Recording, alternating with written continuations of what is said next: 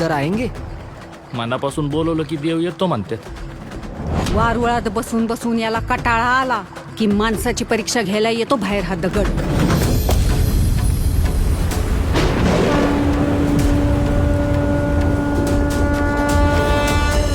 आज मला शोधत फिरण्याची वेळ तुझ्यासारख्या नास्तिक बाईवर कशी काय आली?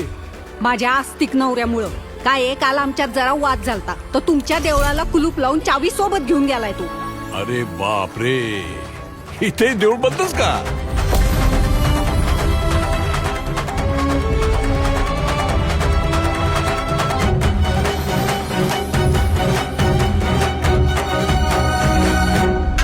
अगे नास्तिके, प्रत्येक युगात तुझ्यासारखे कित्येक रावण आणि कित्येक दुर्योधन पाहिलेत मी. देवाची परीक्षा पाहणारे. लिहून देते. कधी शेतकरी नसल पाहिला.